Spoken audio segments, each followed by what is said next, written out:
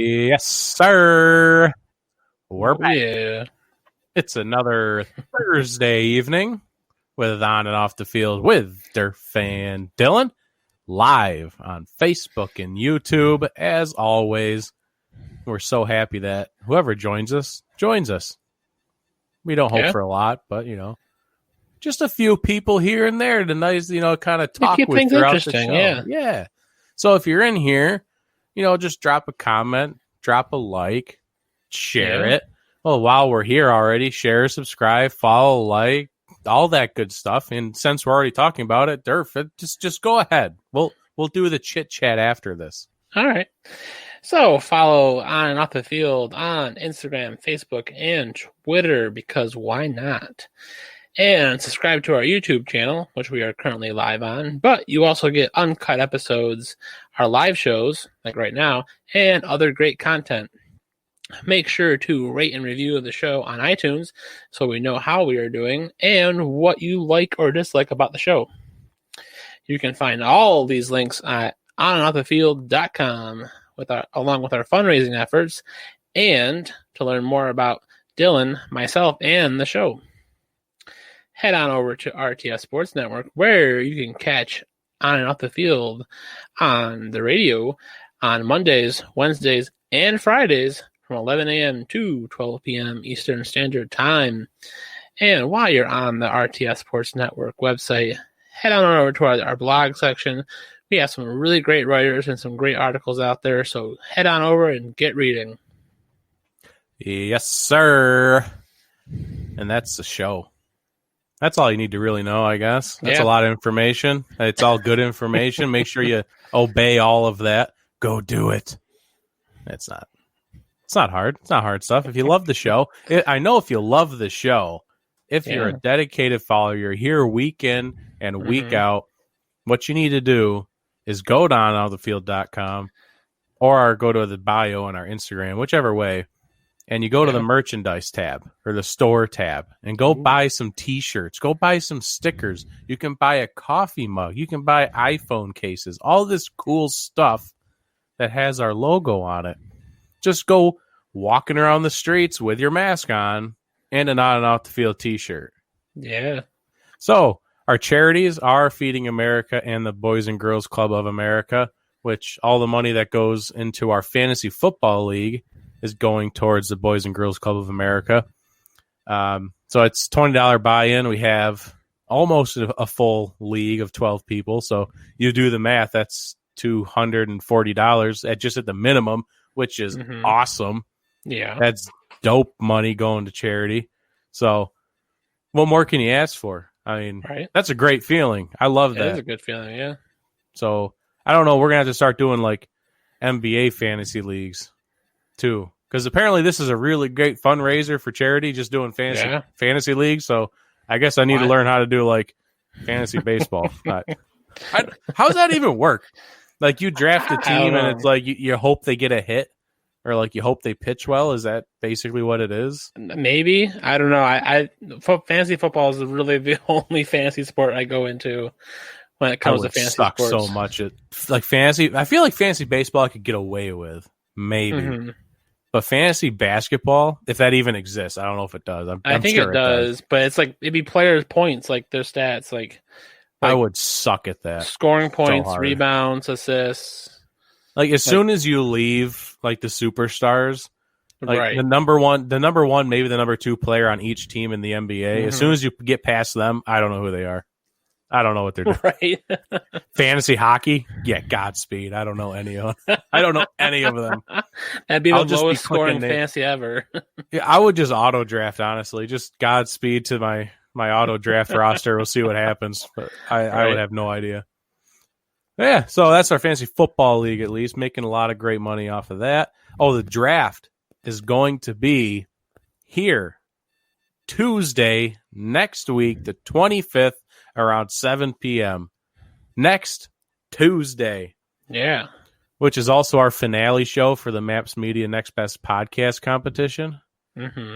So they didn't really give us like a thing that we have to do on the show, like teach something or all these other different topics. So our show is just going to be like, we're going to have like 10 people on the screen And it's going to be us doing our fantasy football. Yeah. I don't know if that's going to get us the win, but what's up, Terry? Going on. Ain't seen Terry in a while, man. Yeah. I miss you, Terry. And he's got these repping the mask in his profile picture, Black Lives Matter mask. Yeah. Terry, let me know if we made an on and off the field mask. Would you buy it? I just gotta let me know. I probably wouldn't do it anyways, but let me know. So yeah, that's gonna be next Tuesday. We have I think it's a great league with a lot of great personalities. We have the guys from To Be Blunt, the guys from Triple Shot Sports, Strikeout Beer. We got Matthew McPeak from Kickin' or Stickin' Fantasy Football Podcast. What else? Kyle Eggleston. He's been one of our go-to fantasy guests, and he just came out with his website. Actually, it's official. He has a fantasy football or just fantasy in general blog website. Nice. I'm not sure what the name of it is off the top of my head. I wish I knew. I didn't know I'd be talking about it, but here we are. So I'll let everyone know. I'll promote it for him just because he's an awesome person. Yeah. My mom, she's doing it. Nice. I think that's it. We got 11 people, and I'm working on finding a 12th. So yeah, it's gonna be great. It's gonna be great. And Terry says he would buy it. Damn straight. He said nice. So maybe we're missing out. Maybe we should be selling on and out the field masks. Who knows? Maybe. Yeah. All right. Well, we're 10 minutes into the show. Let's get to our first topic. The best segment ever of any podcast ever created. Sports! College football's first on the list. I mean, there's nothing really to talk about that we haven't already talked about. No, there's nothing really changed from last week. It's just teams conferences that canceled or just they're gonna stay canceled. They're not coming back anytime soon. Yeah, everyone said we're staying put. We're not playing, or we are playing. Yeah, and the only one that made news, like headlines, was the Big Ten came out and said we're not playing because Justin Fields was trying to he was trying to get the petition signed, and that kind of just they didn't care. Did he really think that was going to change something? Like a bunch of college kids signing something? Just a word to the wise to everyone in the world. You know all those online petitions people try to get you to sign? Like if you can sign it to make you feel like a good person, like you're on the right side, like go ahead and sign it. But guess what? Very rarely do they make an ounce of a difference. Get your merch on, brother, says Terry. Yeah. Got a lot of good merch, but we didn't go with masks, at least not yet. And college football is, for the most part, college football is canceled. Pretty much. Yeah. I think we have SEC who came out with their week 1 schedule. Mm-hmm. We'll see if it actually happens, but it's there. ACC is still planning on playing, but they're getting they're like treading towards the waters of, I don't know about this. Right. They're getting a lot of pushback from students about actually not playing. And then the Big 12, are they the other one that wants to play? Yeah. So I know ACC is starting to get a little, cold feet at the altar here. But I know SEC is all gung-ho ahead. They're ready to play. Oh, yeah. If they could start today, they would. Oh, I absolutely would. Did you see the schedule? Like, did you look at some of the schedule matchups, like for like the big name schools versus like the little name schools, or like the not as popular schools? I did not, because I don't care about college football that much. Well, so I saw this like graphic. This was probably a week ago now, but it was like Alabama's playing like these no name schools. Well, they always do. That's why they go undefeated every year. Right. But then you have like Arkansas playing like the toughest schools. I'm like, well, yeah, somebody clearly likes Alabama on their scheduling. It's every year. That's my number one complaint about college football, because Alabama will play like 2 good schools a year. And it's like always the highlighted game of that week is like Alabama's playing a real school. It's like Alabama versus Auburn. Oh my God, everybody has to watch this. But even if they win or lose that one, I mean, the rest of their schedule has been against schools that you've never heard of. Like their number one game, like their rival game is like what, Alabama State or something, and it's like a community college virtually. Like, get out of here. They're playing. Yeah. It's ridiculous. That's my number one complaint. It's always been about college football. Alabama's always at the top because they can go like, I don't even know how long a season is. Like they'll go like 13-0, but 11 of those games were garbage, garbage schools. Ooh, here we go. Oh, well, Terry says as Florida State fan, he's hurt by the whole thing. Florida State should be playing, aren't they? ACC, right? Am I mistaken? No, Florida State's ACC. So they should be playing, Terry. You should be okay as long as the ACC stays afloat. I don't know what their schedule is going to look like, but maybe he knows something that we don't. Maybe you got the inside scoop. Let's see here. David Timmons coming in. Christine Brennan of USA Today Sports posted an article today. She states that the parents of the Big Ten football players are ready to protest at the conference headquarters, saying they want their kids to play. Guess what? It's not going to change anything. No, it won't. And it doesn't surprise me the amount of parent revolting or just uproar about this in the Big Ten. Does not surprise me one bit. Yeah, they want their money. They want their baby to go to the NFL. They don't want to wait. No. It's not like they're losing scholarships here, people. Right. Like you're keeping your eligibility. You're keeping your scholarship. Oh, my God. You have to go to class this year. Oh, my God. And they all most of them take the easiest classes. So right. They're only taking a football player's taking like 3 phys ed classes. Like doing like yoga, basketball class. There's very rarely there's a couple that I know of, but very rarely do you get an NFL player making it to the NFL that completes their degree with a master's or takes advanced classes in college. Yeah, there's a few out there. We don't want to take down the whole league. There's a few good apples out there, but there's a lot of them that just college didn't exist for them, and that's just straight facts. Well, yeah. Like there was a football player who taught calculus while playing football. Oh, wow. I mean, I know Larry Fitzgerald, he got his master's in communications or something.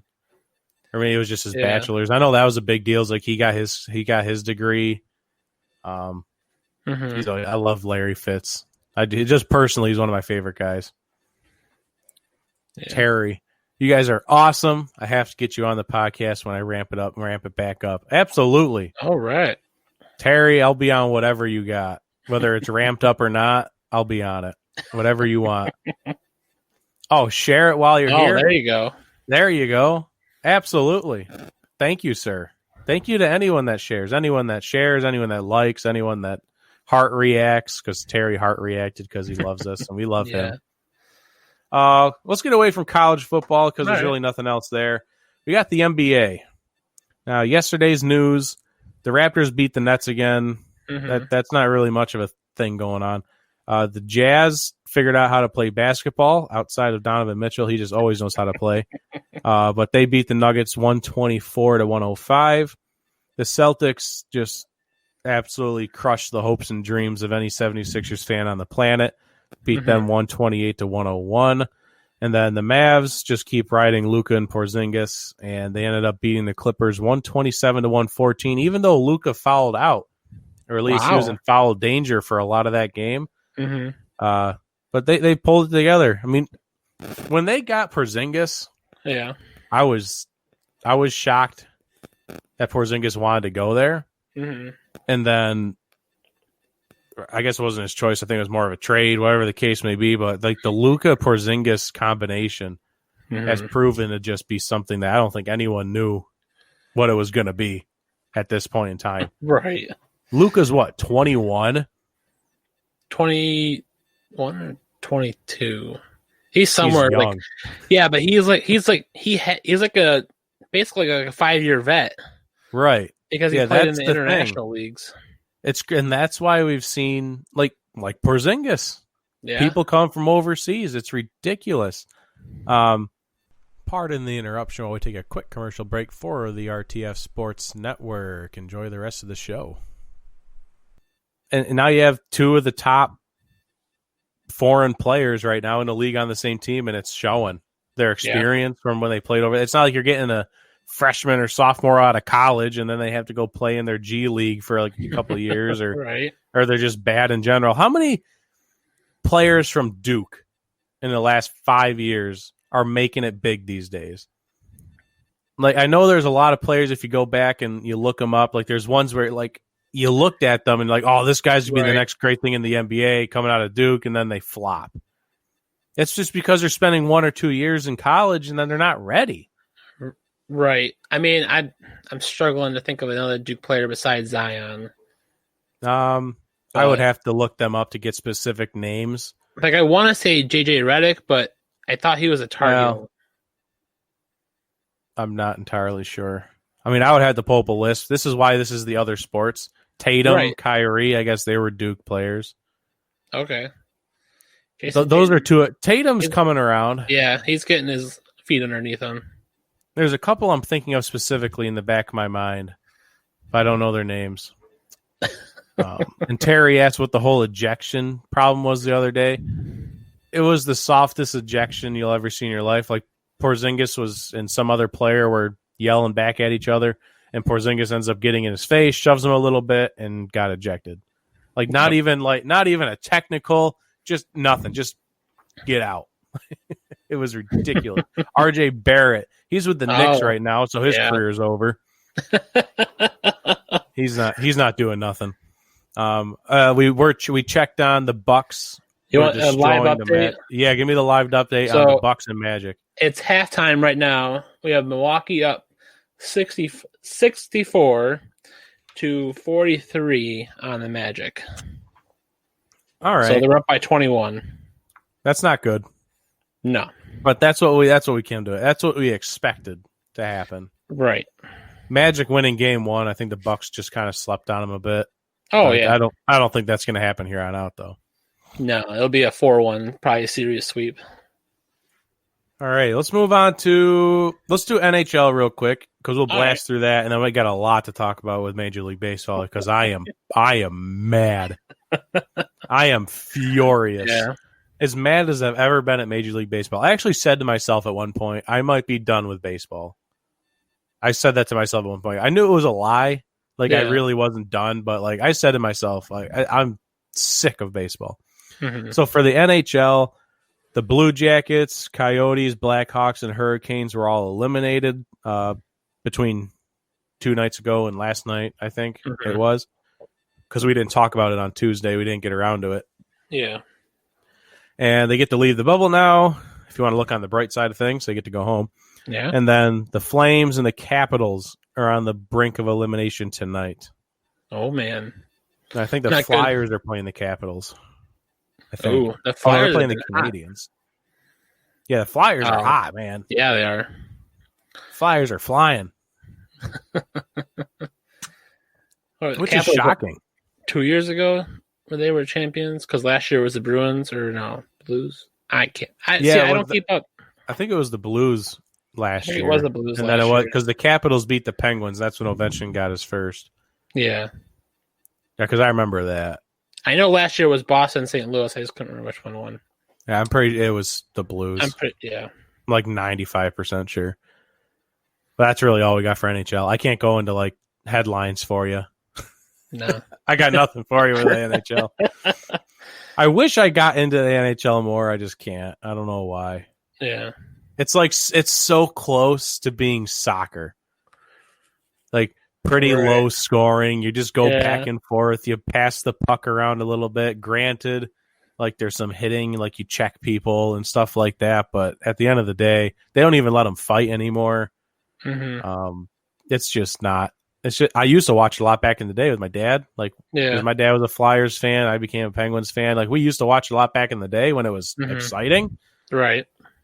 It's just not that anymore. Like, I can't turn on an NHL game and like, I can't turn on a hockey game and go, I can't wait to see the fight. Like, who's going to fight tonight? It's because they don't allow it. Right. As soon as someone gets in someone's face, the ref's in the between them. It's ridiculous. So, there's my rant on the NHL. Major League Baseball. More like minor league. Oh my god.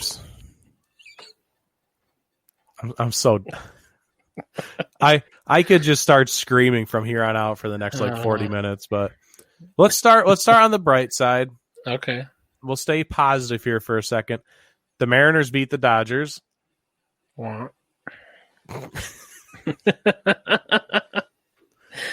I was so happy. I woke up in the morning. I was like, "Oh my god, they did it!" So I think we're like 8-18 now. Solid. All right. We're making it. We're gonna be there. My stupid mind thought in a short season the Mariners might have a chance of like at least making the playoffs this year. My bad. Who's your baseball team? Are you a Blue Jays guy? No, you're a Dodgers guy? Yeah. Oh, I forgot. We've had that discussion. Remember, that was back on the Cooperstown trip. I was like, I'm going to be a baseball fan. I'm picking the Dodgers. Yeah, you bandwagon. And not even a bandwagon. I just picked them out randomly. Just picked them randomly. The Dodgers seem like a fun team. Yes, because I like the history of the Dodgers. That's my thing. Like that's true. Yeah, like Jackie Robinson on the Dodgers. Like that's important to baseball. Like there's history there.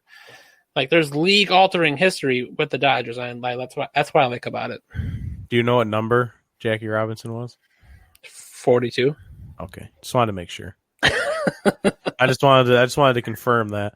All right, so in other kind of good news, the league is considering a bubble for the playoffs, and I would imagine it'd be something similar to like hockey, an East-West scenario.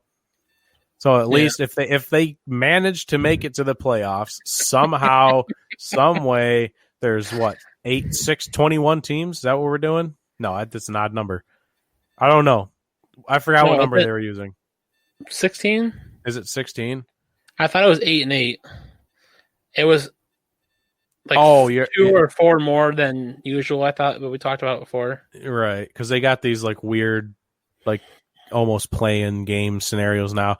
It was like one from each division and then some wild card stuff. We went over it a couple episodes ago, but so 16. So they're at least considering a bubble for the playoffs, and I also saw the NFL is considering looking into something like that as well. I just don't know why the NFL wouldn't do a bubble right now. After everything you've seen happen with Major League Baseball, why would you just not consider a bubble right now? See, I think the NFL won't do a bubble right away is because I haven't heard a ton of news about COVID cases in the NFL. I don't know about you, but it seems a little bit on the quiet side. Well, it's because it's a controlled environment. A lot of teams are quarantining themselves. They're in team hotels. They're in their own training facilities. It's great until you have to travel. You travel, and then you start hitting people that you don't know where they've been. You bring it back onto the bus. Yeah. Everything changes once you leave your bubble. Like every team is in their own little bubble right now, and then they're going to break their bubbles by traveling. Grant, they have team planes. They got team buses. They got, they're not going to be in the public. Right. But you just don't know where other people and other teams have been. You don't know the scenario. Right, and I think that falls on testing, and they got to make if another team's not doing their part, then why even play the game? It's just and that's what we're seeing with baseball. It's like, okay, the Yankees did what they were supposed to do, or like the Phillies did what they were supposed to do. Mm-hmm. But the Marlins went out and partied because they didn't give a crap, and they shut down 4 different teams' schedules because people couldn't play each other. I mean, that's what could happen with football. And we've already seen it with the Seahawks, that rookie running back trying to bring a girl into the team hotel. Yeah. And people are like, he's just trying to, get some. It's a big deal. Yeah. That one person could have shut down that team. Yep. It's ridiculous. So I don't know why the NFL is not considering it right now. It's too late for baseball, but they're at least coming around and at least considering it for the playoffs. So now we start to get into some stuff here. So I'm gonna skip that next bullet point. I'm going back down for Tatis Jr. in the Rangers incident, because on Tuesday we were mad at the Rangers, and we all the right in the world to be mad at the Rangers. A bunch of babies, unwritten rules, shove them up your boop. Who cares? But now I'm mad at the Padres. I'm mad at everyone on the Padres with the exception of Tatis. See, like just last week, we were talking about how Fernando Tatis Jr., whatever his name is, like it was too early to call him face of baseball. Like I wasn't hating on him, but it's like, all right, it's a little bit too. Now I'm on his side 100%. Let this guy be the face. I don't care. Screw everyone else. Right. That's basically my mentality at this point.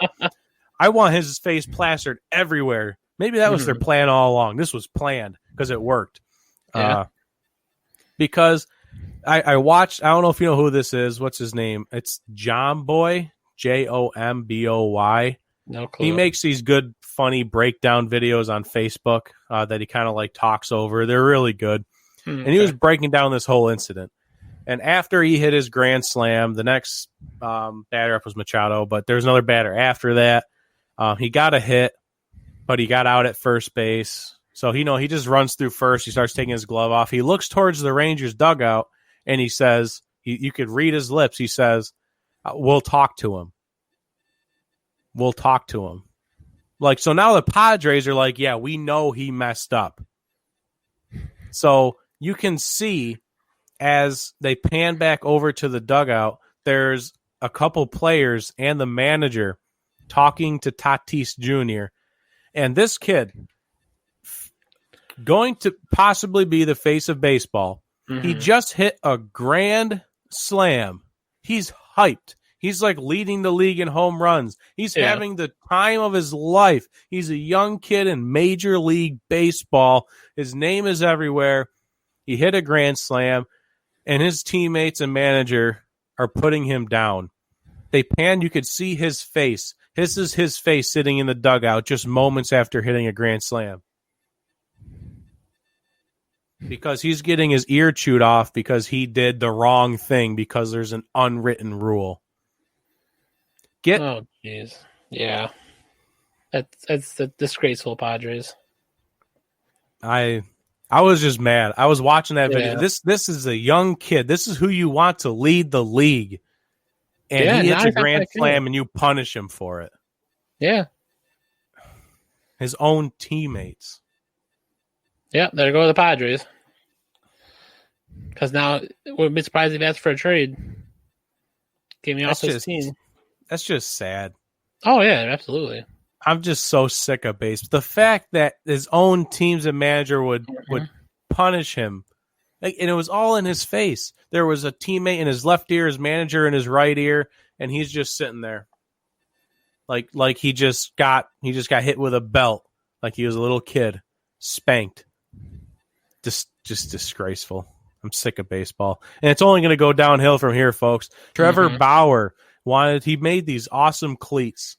Yeah. They said free Joe Kelly on one shoe, and it had that Joe Kelly face on the other shoe, like when he was looking at Carlos Correa. Yeah. He put them on Instagram. It was really funny, awesome shoes. He came out and said the league told him, if you wear those cleats out onto the field, you will be kicked out of the game and later disciplined for wearing those shoes. I don't know what you want anymore. What do you want from baseball players? I mean, so like my side note is here, the league is finding a way to punish every single person in the league. Tatis Jr., the Rangers, the Trevor Bauer, Joe Kelly. They're finding a way to punish every single person possible except the Astros. The Astros can do whatever they want.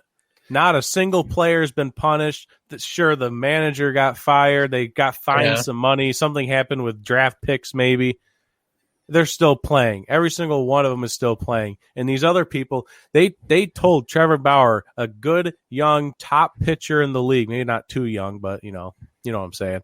Yeah. And they threatened him if he would have wore some freaking cleats. This is our second and last commercial break for the RTS Sports Network. Enjoy the rest of the show commercial free. That's messed up. And didn't they just have a campaign last season? They had this fun little campaign that said, let the kids play, I believe is what their slogan was. Just go out there and have fun. because they're trying to make Major League Baseball fun again. That was their whole goal. Right. Yeah, that got flushed down the toilet. You can't even let a guy wear some freaking cleats. Jeez. Yeah, I mean, it seems like the MLB is trying to push the Astros issue down farther by bringing up all these other, like by disciplining all these other players, but it's not, I don't think it's doing the job that they want it to. If anything, it's going to carry on into the next season. They could have just punished the Astros, let everything that was going to happen because we knew it was going to happen. You get it through the season and move on. Now you're going to push that off. Because, if you're a parent, you tell your kid not to do something, they're going to do exactly that because they're just rebellious. You're telling all these other teams, all these players, all these fans, leave the Astros alone. Guess what? Right. Nope. Complete opposite. They're going to harass them for years to come. It's just, I can't do baseball anymore. It's a laughing stock right now. And then all these games are getting postponed because of COVID. They just, they can't get, nothing is going right. Nothing is going right. And speaking of not going right, it just gets worse. There's no uphill here with Major League Baseball, folks. When I said the good news was the Mariners beat the Dodgers, that's not a good starting point. The Cincinnati Reds broadcaster, and he does Fox Sports broadcasting. He does the NFL too, which I believe the NFL team he announces for on Fox said he's not doing the NFL either. Right. He was kicked out of the booth and suspended after using an anti-gay slur when he didn't know the cameras were back on and rolling. If you don't know what the word is, he used a little bit of F word in there, not the 4-letter F word, but another F word. And as soon as they told him he got caught saying it, he turns to the camera and he starts giving out this heartfelt apology.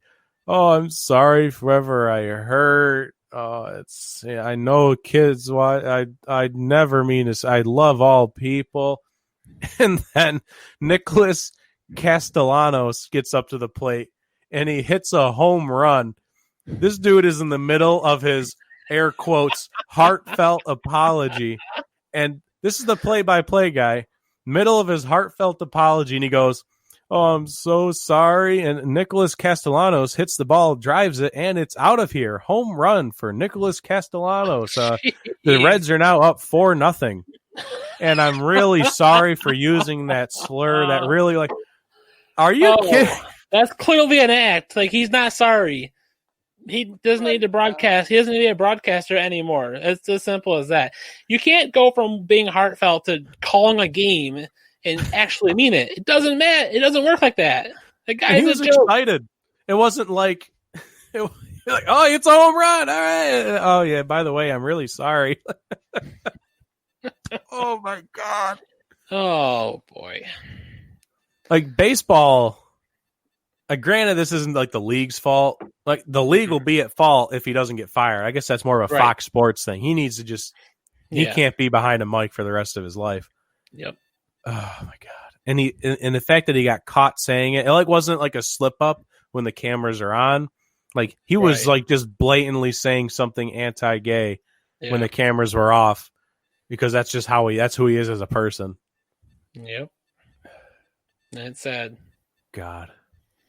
I'm struggling with baseball these days.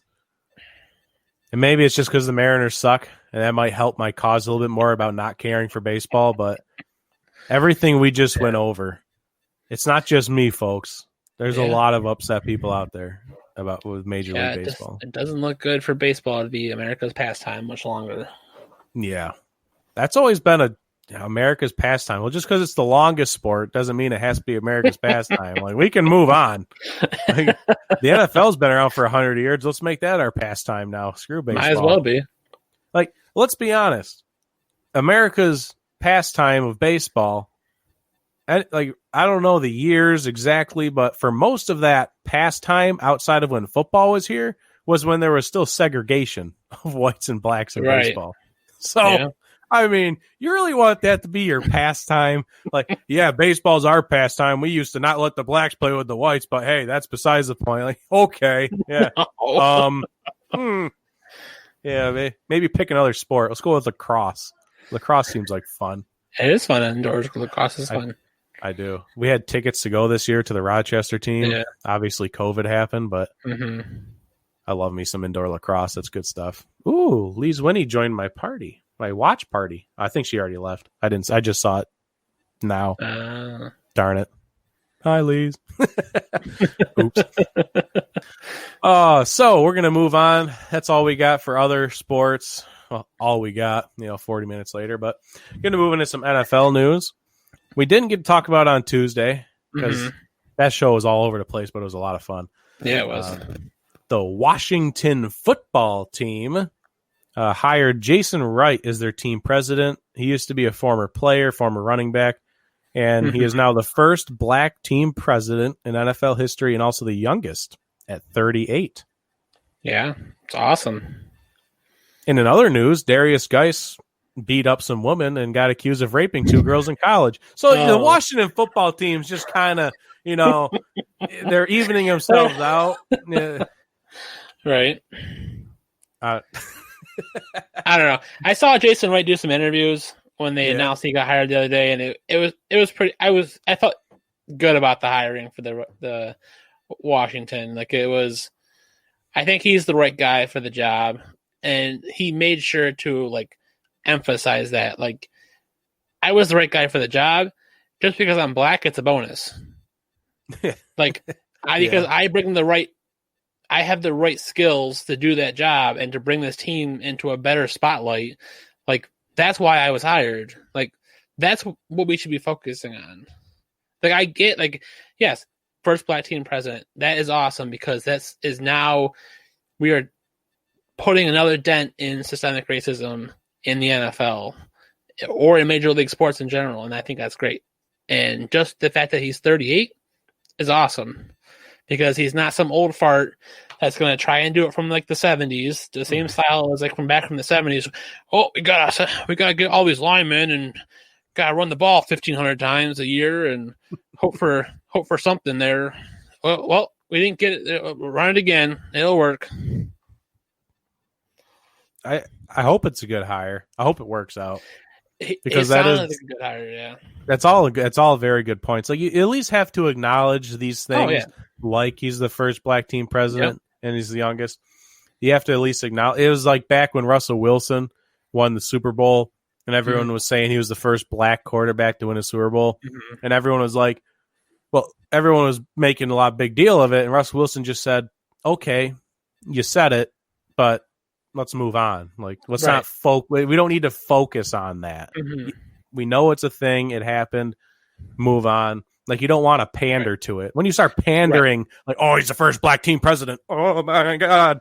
Once you start, that's when you start, you lose people's interest. Yeah. The guy has a master's in business administration or management skills. The dude's smart for being in the NFL. Good for him.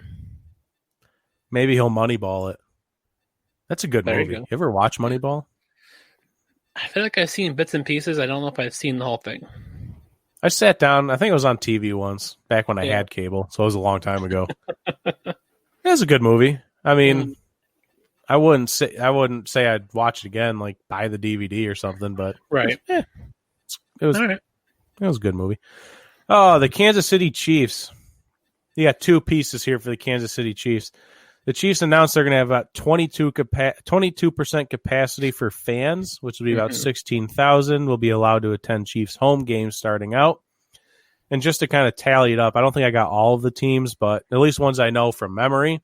The Cowboys will also have fans. We talked about that in a week past, maybe sometime last week. The Titans, Seahawks, Falcons, Patriots, and Bills all said they will not have fans, at least starting out. They're leaving the possibility open for later in the season. Right. A lot of them said, first 3-4 games, we definitely are not going to have fans. Right. So, definitely. If you had the right precautions in place, I don't know who you're going to sell these tickets to. First come, first serve, season ticket holders. I don't know what your plan is, but I'm not going. That's just this is all just a personal decision. Yep. You can't sit here and say, well, this is stupid, because everything's a personal decision. If you want to go to a football game with 16,000 people, go for it. I'm not. Are you going? Like, let's say the Bills. No. If the Bills and Seahawks are playing this year in Buffalo, right? Even if they're allowing fans, I probably would not go. No, as sad as that is. The sad part is now you got to wait 8 years from the comeback. Right, and that's depressing to think. Yeah, like 8 years. Strikeout beer in the house. Yo, what's up, boys? Hope you guys are buying your on and off the field merch. Yeah, I need some Strikeout beer merch. I know you guys are. I think Strikeout beer is sending on and off the field some stuff. Oh, nice. At least gave them my address, so I have to send them some stuff. I just got to figure out what I'm sending them. I'll work on that. I want to see what they give us before I give them, because I want to like be at par with that. Right. Yeah. You know, I don't want to hit a bogey on whatever they send me a bunch of dope stuff and I send them like a sticker. Like that's not going to work. So I got to know first. Right. The other piece with the Chiefs is they're changing some guidelines with their fans. Yeah. So they're raising awareness for American Indian culture and celebrate the rich traditions of tribes with a historic connection to the Kansas City area. So they're prohibiting fans from wearing the headdresses in the stadium, like Native American get up, the whole head thing and the feathers and all that. Normal face painting is still allowed. And the Chiefs are also engaged in a thorough review process of its famed Arrowhead Chop chant. The old, yeah, right. They're looking at that. This can't stay. If you're gonna try and get rid of like Native American stuff, you can't have that, right? But yeah, so like it's the headdresses, and then it's any kind of face paintings also that reference or appropriates American Indian culture and the traditions. So they're just trying to keep it, I think, more civil. I was reading an article and didn't know this, that the Chiefs actually do bring like people of tribes that are connected to the Kansas City area, like to their, I don't want to say it wrong. I want to say it's like their Indigenous Heritage Month game. So they do embrace it, and they're still trying to put a positive spin on the situation, which they've been doing that for a couple of years now. But I do like this, that you're kind of limiting the amount the fans do with those kind of cultures, because it's not always in a positive way with a fan. And I think that's the smart thing to do there. Yeah, no, it is smart. And, I went to the comment section naturally when I saw it, like ESPN posted this, and naturally you just had the angry people. Oh, cancel culture. Oh, it's not necessary. Just grow up. Yep. Just straight up, just grow up. You don't need to be wearing, Native American headdresses to a football game. Get over it. Right. Yep. Like, I don't want to get too much into it, but, people just label everything cancel culture. Well, if cancel culture means getting rid of racist things, then I'm part of the cancel culture society. Sign me up. Whatever. Yep. Someone call them snowflakes. Snowflakes apparently means you're not racist. Sign me up. I'm a snowflake. Sorry. Yeah. Whatever. Des Bryant got the full go-ahead after some testing to have a workout with the Ravens. Yeah. Have fun. Not a big deal, but just some news in the NFL. We got our eyes on Des Bryant. I mean, he hasn't played in 2 years, so we'll see. Normally, when you bring in a veteran wide receiver, you're like, oh, he's bringing a veteran presence. He's bringing maturity. Like Seahawks signing Greg Olsen, they're bringing in maturity. They're bringing in a locker room presence. You're signing Des Bryant. You're adding. That's subtraction by addition, if I've ever seen it. Right. That's. I don't. What are you going to get out of Des Bryant right now? He hasn't played in 2 years. Yeah. He's not a leader. He never has been a leader. He's been a ball grubby, give me the ball crybaby. Yeah. What are you going to get out of that? I don't think you get much. I mean, has Dez Bryant changed in the past years because he's been at home and not on the field? Maybe. Has he finally grown up? Maybe. Are the Ravens really going to use him a ton if they do sign him on the team? Probably not.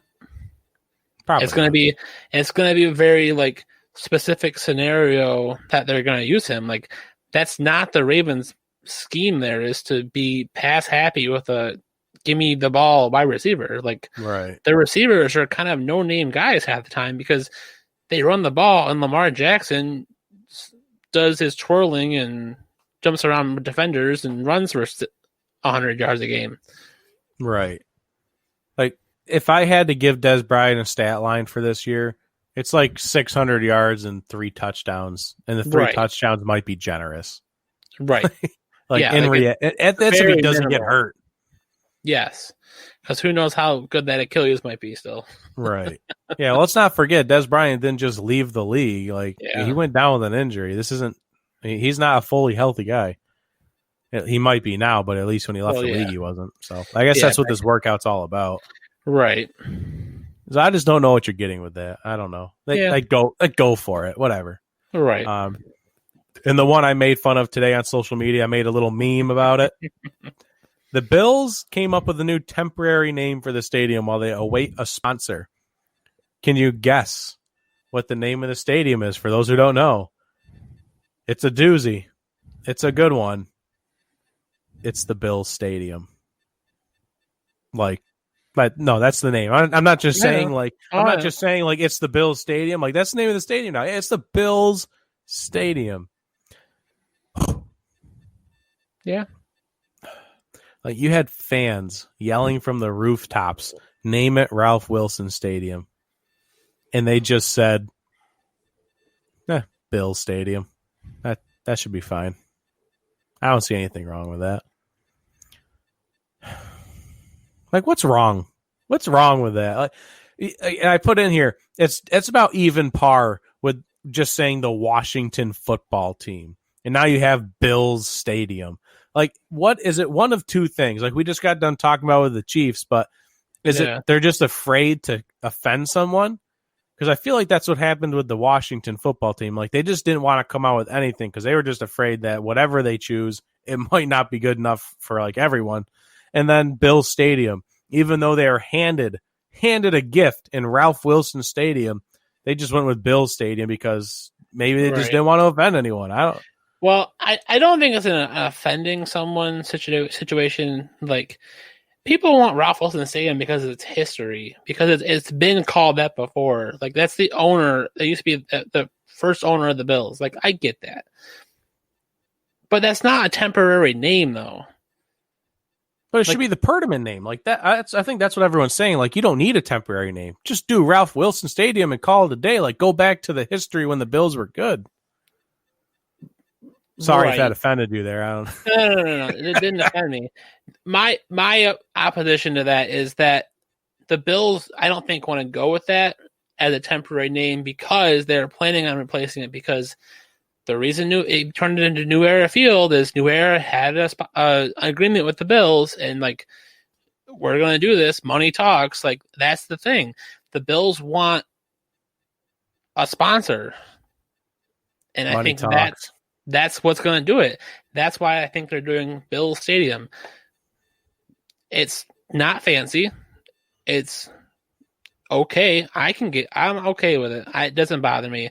I don't care what the stadium's called. The Bills are playing football, so. Yeah, most of the time, like, just because it's in the headlines, people get upset. You know, most of the time, people are like, "Oh, that's stupid."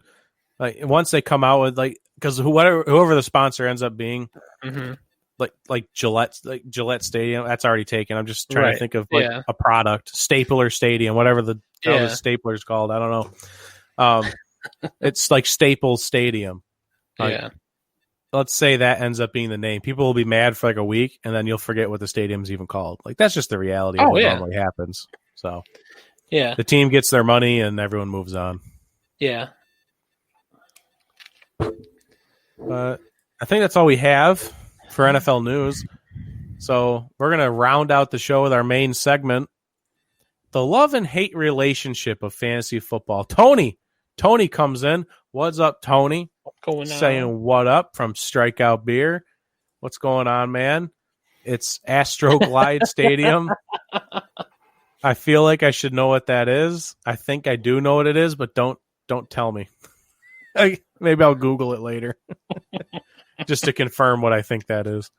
So Matthew Berry on ESPN came out with his very first love-hate list of this season. And, whenever I'm in a pickle with my fantasy football lineup, I go to Matthew Berry. I just do.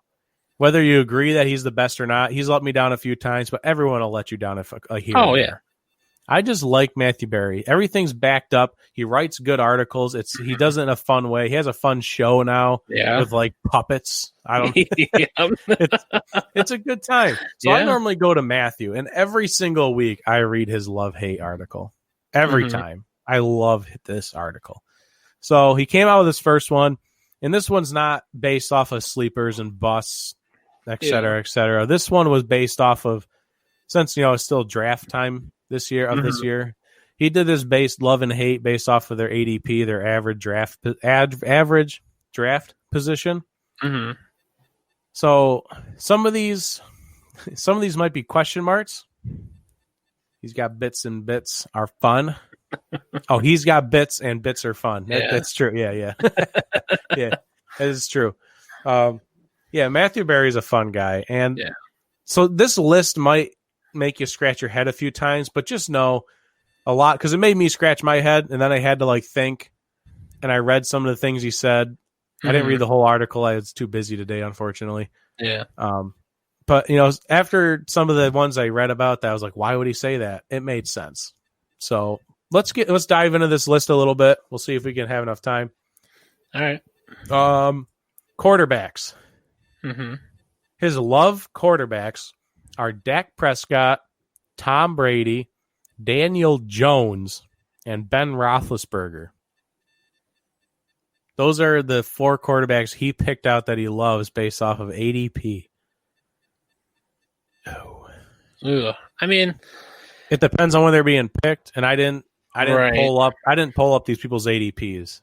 But I can imagine if you're picking your second quarterback in round 10, 11, 12, and you end up with Tom Brady, that's the one out of this list that I think I'd love. Like Tom Brady, I feel like Dak, wherever he's sitting, he's getting picked a little high. He has 3 solid wide receivers this year with Zeke in the backfield. I don't know why he put him in there, but Tom Brady, I can imagine he's going late in drafts. In some drafts. But Daniel Jones and Big Ben, they have upside, and I would imagine that's what a lot of this article is upside. Right.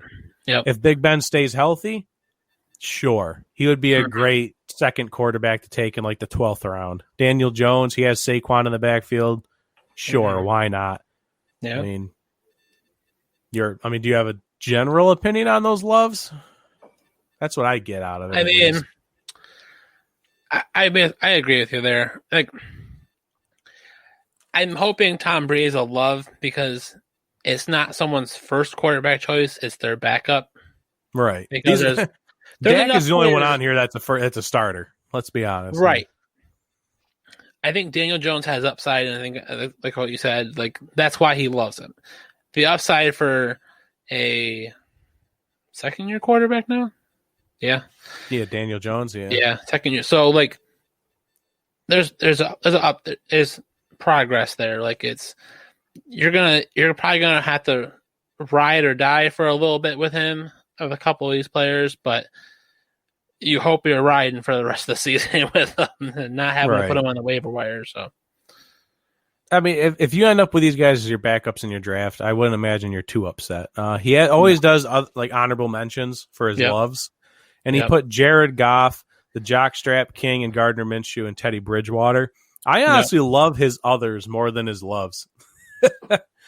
Right. Jared Goff's upside, if he gets back to where he was in their Super Bowl season, that's amazing. Gardner Minshew, he was the top-rated rookie quarterback in PFF. He can only, you would like to think he's just going to go up from here. And then Teddy Bridgewater, he went 5-0 with the Saints. He has Christian McCaffrey. The rest of that offense is questionable, but Teddy Bridgewater showed up when the Saints needed him. I'm assuming he was going to show up with the Panthers.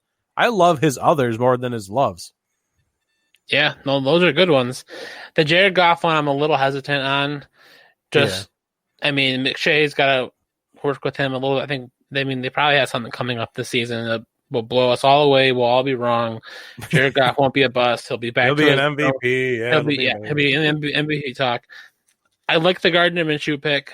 I mean, he's got upside. Like, that's the thing. Like, for the value that for the pick that he was in the draft, and the Jaguars to be able to use him and him to actually play better than what his draft pick was.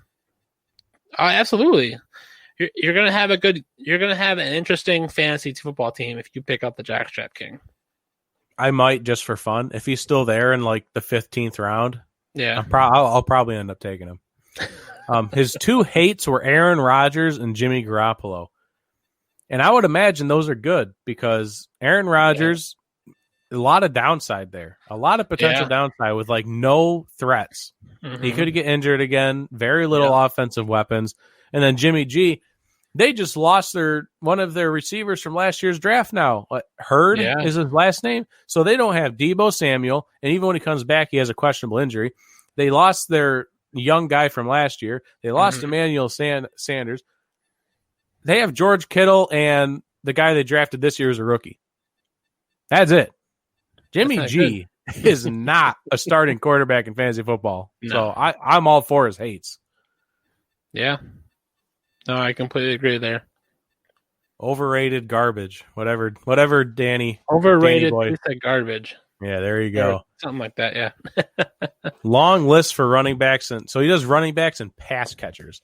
So for his running backs, he has his love list is Clyde Edwards-Helaire, obviously. Mm-hmm. Austin Eckler, obviously. Yeah. Josh Jacobs, obviously. Chris Carson and David Johnson to round out the list. Yeah. I mean, they're starters. Right. And he's probably thinking the same thing I'm thinking. They're going to go later in the draft. These guys aren't looked at as top tier starters. If you can get these guys as your flex running back or your fourth pickup running back in like the 9th or 10th round, that's a great pickup. That'd be awesome. But just don't reach for them. Reaching for Chris Carson and David Johnson would be dangerous. Yes. Absolutely. But just Clyde Edwards-Helaire, Austin Eckler, Josh Jacobs. Clyde Edwards-Helaire is going in the first round these days. I mean, he's a rookie. That's why I don't know if I'll pick him up. It depends on where I'm at in the draft, so we'll see. Right. His others were Kareem Hunt and Nick Chubb, like kind of as a tandem. Yep. Raheem Mostert, Tevin Coleman, same team. Jordan Howard from the Dolphins, Darrell Henderson, I'm big on Henderson from the Rams. Mm-hmm. Antonio Gibson for Washington. Now that all they got there is Adrian Peterson, and now Darius Geis is gone, so Antonio Gibson. And then Zach Moss and Boston Scott, two backups for their respective teams with the Bills and the Eagles. Boston Scott had a breakout. He did a couple of breakout games last year, so his upside is there. If Carson Wentz is not himself and they have to go to the running game, I'm sure Boston Scott will be a featured person. Oh yeah. And then he hates Leonard Fournette, Miles Sanders, DeAndre Swift, and Tariq Cohen. Miles Sanders just got hurt in training camp. I don't think it's serious, but he just got hurt. Right. Leonard Fournette, everyone hates. Yep. Like, his season last year was just dreadful. Mm-hmm. Tariq Cohen and DeAndre Swift. DeAndre Swift's a rookie with the Lions. Right, and I think that's where you got to be cautious there, I think. As soon as you said Lions, because they haven't had a 1,000-yard rusher in like a decade. It feels like Barry Sanders might have been their last 1,000-yard rusher. That's a possibility. Yeah. And then Tariq Cohen. I don't know about Tariq Cohen, especially anything that's going on in Chicago. That's dangerous territory in Chicago. Which is funny because his first name on his love list of pass catchers is Allen Robinson. If he's kind of like the George Kittle or Julian Edelman of Chicago. Yep. Like if anyone's going to get the ball, it's him. Yep. And then you got Robert Woods. Love Robert Woods. Terry McLaurin from Washington. He had a great end of the year last year. Michael Gallup, Marquise Brown, Mark Andrews, and Hayden Hurst, 2 tight ends that I think a lot of people are aware of that are their ADPs have risen, I think. Yes. Yeah, I would like say after so. Mark Andrews is pretty much the lone tight end now after Hayden Hurst left to go to Atlanta. So but I think Hayden Hurst will have a breakout year in Atlanta. I'd like to think. They just produce you talked about it last week, I think. Atlanta just produces tight ends. They just do. Yeah. Yep. You know, Tony Gonzalez, Austin Hooper was good.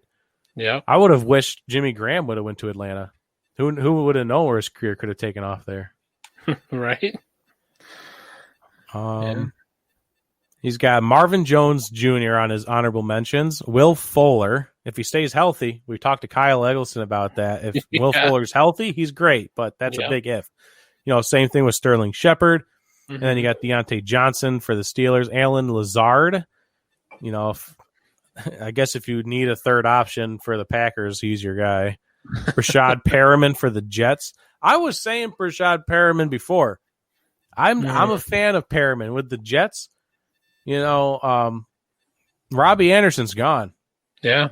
Rashad Perriman's taking that deep ball now. He's the guy in New York. If you trust Sam Darnold at all and you need a pass catcher, it's Rashad Perriman. Oh, yeah. Anthony Miller, he was supposed to be so much more. God, his career was ruined in Chicago. He was supposed to be so much more than he is. N'Keal Harry, let's see if he can have a decent sophomore year in New England. Then Noah Fant for Denver. Mike Gesicki. You like Gesicki. Jonnu Smith for the Titans. He had a couple of good games. Blake Jarwin with the Cowboys, and then Will Dissly for the Seahawks. Will Dissly all day. Dissly for days. Dude had 5 touchdowns through 4 weeks last year. I love throwing that stat out. Dude's a beast. He hates Amari Cooper. I don't know why. I kind of see why, though, because CeeDee Lamb is going to probably take a lot of those reps away from Amari. Everyone's going to think Amari is going to put up big numbers, and he's probably not going to. I still feel like he can produce. Like his route tree he's just so good at creating separation. Right. I feel like he's still going to get a fair amount of looks. Maybe this is based off of ADP, so maybe he's just going too high with Michael Gallup and CDB in there. Yep. Maybe he's just going too high. Maybe that's why he doesn't like it. But Amari's a great pickup if you have him on your team. Cortland Sutton, I could see why he'd be going too high with Denver's offense being revved up this offseason. Henry Ruggs, he's a rookie wide receiver. You can't expect too much out of Henry, but they might use him up, right away in Vegas. They need him. Right. Jared Cook, who I still believe is with the Saints, and then Hunter Henry. Hunter Henry, very injury prone. You don't want to pick Hunter Henry as your tight end 1 early in the draft, and then he gets hurt. Like that's a bad feeling. Right. Yeah. So I'm assuming that's why he's on the hate list. Yeah, there's a lot of risk there. Yeah.